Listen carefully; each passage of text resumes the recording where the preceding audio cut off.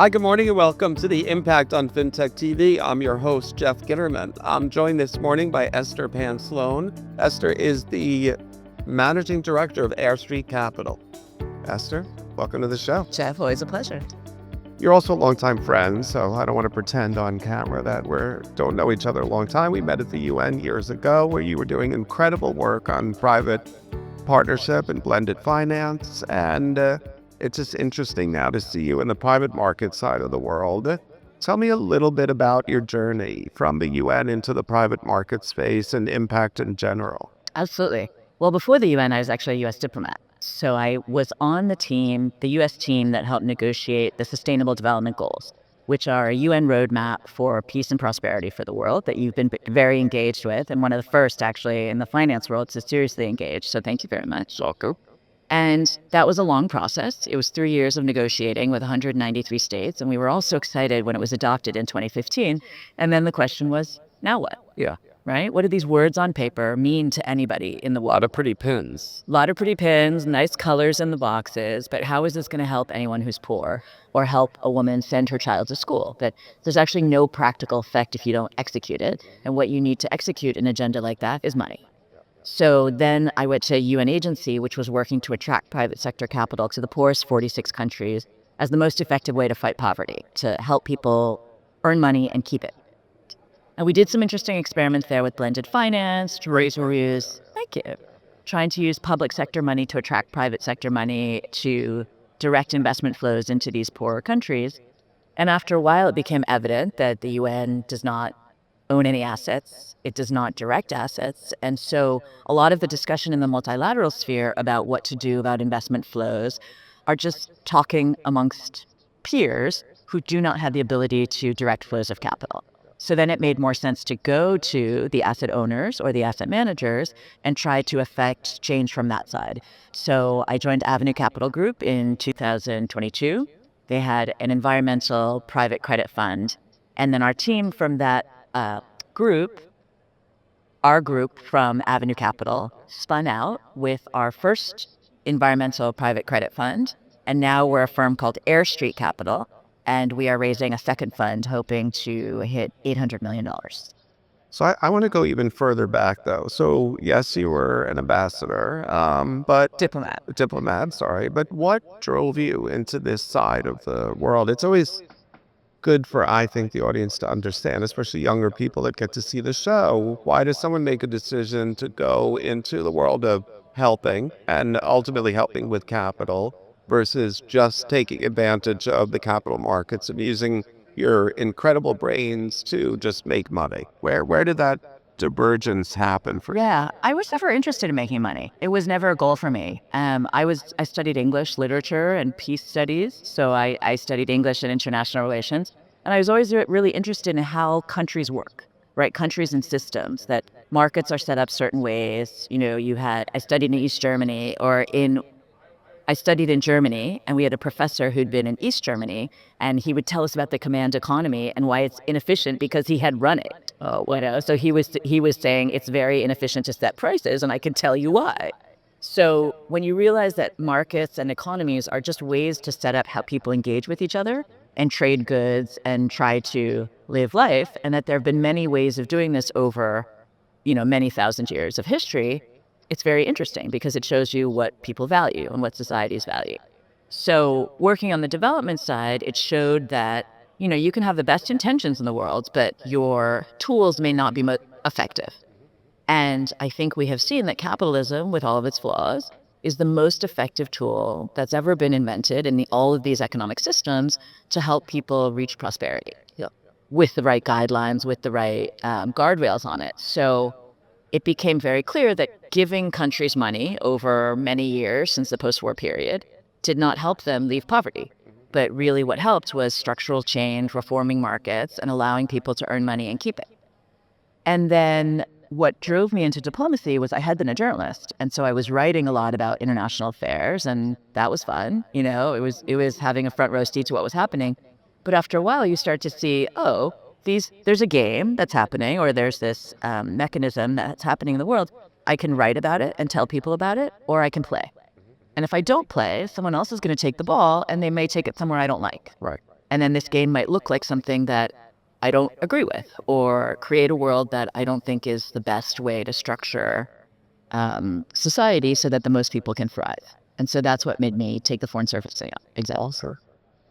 So let's jump back into the present with Eyre Street Capital. Talk to us about the work that Eyre Street Capital is doing and how it's helping to solve these challenges that we talk about, especially in an environment that is more tricky today than it was a couple of years ago, for sure. Absolutely. So we've seen in the last 10 years real ebbs and flows of the attitude towards impact, sustainability, climate on the investment side. And you were very early with your firm about looking at the UN and these development goals and saying, how can private sector finance make a difference? Which is so appreciated because before the SDGs, the private sector was never considered a partner to government in these development agendas. There's always governments or the World Bank, these big institutions. It was their job to fight poverty, provide human rights, do all of these things to make citizens' lives better. But for the first time in 2015, there was a recognition that the private sector has an enormous role to play. It can move faster, it's more nimble, and without these massive flows of finance, none of these ambitious goals will ever be achieved. So at Eyre Street Capital, we are an opportunistic private credit fund that makes investments into companies that create environmental benefit. We screen every investment for the environmental benefit it will create. So kilowatt hours added to the grid, or amount of renewable energy added to the grid, or fossil fuels displaced, or plastics recycled. So we're very focused about what we track and measure and report to our investors to show that the impact that we are trying to achieve is actually real. And at the same time, we produce a market rate return because we don't think that investing in sustainability means you should make less money. Absolutely. And we can't. I mean, we can't operate in the capitalist world and not drive positive returns to affect impact. We have to figure out a way to marry the two. We can see on the philanthropic side, climate change is getting half of 1%, maybe. Some estimates say as much as 2%, but a lot of that's going to mitigation. It's not going to physical risk. So some of the biggest challenges we have certainly are not going to be solved by philanthropy. And if they're going to be solved in the capital markets, we have to be able to attract capital. To attract capital, you have to show nominal market rate returns. Exactly. Yeah. And one thing that we've seen, especially in this year with all the disruption in the international aid flows, is that if you have a development program or an aid program, the minute that grant funding stops, your impact stops. And so you're very vulnerable to changes in political environments or decision making. Whereas if you start a viable business and impact is part of the business, as long as the business makes money, the impact is sustainable forever. So that's what we're aiming for. And the kind of things that you're doing, they're not really, I'm trying to think of the correct word here. They're not really under attack by some of the administration today. It depends. Some people don't like climate solutions, but if you call it grid resilience or reliable energy, everybody's in favor of that. But it's the same investment, right? So it really depends how you frame it and how you're looking at it. And I think what we've tried to do is be very pragmatic. We're very clear that climate is key to our entire business, but we're also clear that investment is also key. So it has to hit both of those metrics. And if it's not 100%, if it doesn't have integrity on both sides, then it won't work.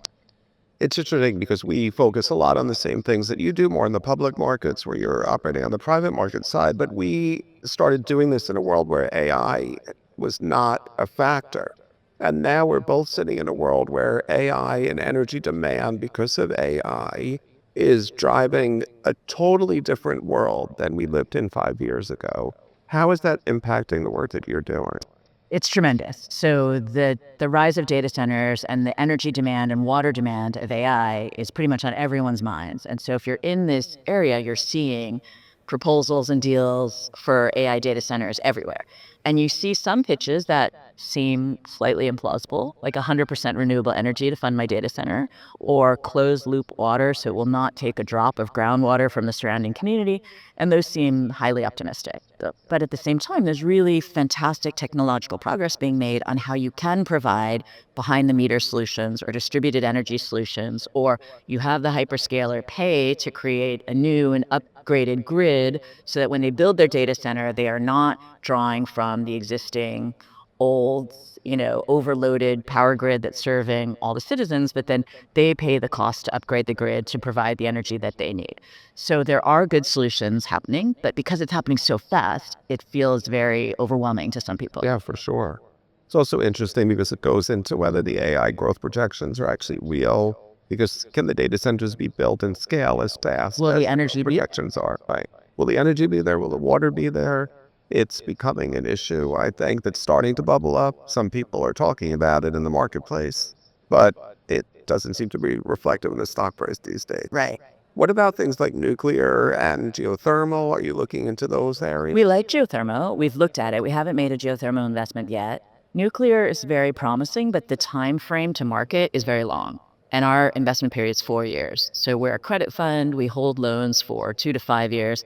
So something that's coming to the market in 15, 20 years is too long a bet for us. So do you look at things where like utilities are trying to scale renewable faster and faster onto their grid as backup and provisions, not just for data centers, but just the overall grid demand that we're seeing today? Absolutely. Because as you mentioned earlier, the electricity demand curve is like this. So what people thought the US would use in terms of power has been blown out of the water by 100 times. So the power that America needs by 2030, by 2035 is exponential to what we have now. So anything that can make grids more efficient, that can increase transmission capacity, that can help distribution reach the wider market, any of those solutions are definitely something we would consider. And it's interesting because we're seeing this problem happen globally now. We're seeing energy demand, especially in Northern European countries that went kind of far ahead in scaling back nuclear and other things and are now trying to build data centers. They're having similar problems. Do you operate just in the US or are you looking at opportunities internationally? We're definitely looking at opportunities in Europe. Our fund one was North America focused, so US and Canada. But business is so international now that you can have a company headquartered in the United States, as we do, where much of their business is in Latin America or in other parts of the world. And especially for Europe, they had a real shock with the Ukraine war, where they had to very swiftly change their energy provision and demand from Russian gas. So we're seeing an acceleration of trends there towards renewable energy. Interesting, interesting. And certainly probably in Europe a little bit easier to get funding around renewable energy than maybe in the United States right now. I think the political environment is more clear. The consensus around the threat of climate change is more clear. But I don't think it's easy to transition any of these legacy systems, right? You're different countries, different grid requirements, different regulations. So I think it's tricky everywhere. Yeah, and it's not just AI, it's electric vehicles, it's electric commercial vehicles. It's just warmer temperatures need more air conditioning, needs more pressure on the grid in areas that before never had air conditioning. So we're seeing this electric demand be not just overemphasized by AI, but just even traditionally climate change itself. And the drive for more renewables and more electric is also spiking the demand. So I will say that seems like a great business opportunity for Eyre Street Capital for sure. Well, we think anything that builds sustainability for the future is a great business opportunity because we all need these things. We need energy provision, we need water, anything that can reduce waste. I mean, there are technologies that turn waste into energy. So all of these things that we treated as having no value in the past now have value. And if you can sift through those processes and you can take the metals and cardboard and plastic out of your garbage and sell it and reuse it, why wouldn't we do that? Awesome. Great to talk to you today. Anything to tell our audience before we go? We think that the future of renewables and sustainability is strong, and that despite some headwinds, most people who are pragmatic look at the demands for energy and renewable materials and other products that society will have in the future and realize that we have to come up with solutions. And what's very encouraging is that there are so many brilliant entrepreneurs who are coming up with fantastic technical solutions and amazing technologies that can solve all the problems that we're facing. And if we scale them quickly enough, and if we invest in them, we can create the world that we want to see. Awesome. Great to have you on. Always great to see you. That's it for the Impact on FinTech TV. I'm your host, Jeff Gitterman. Until next time.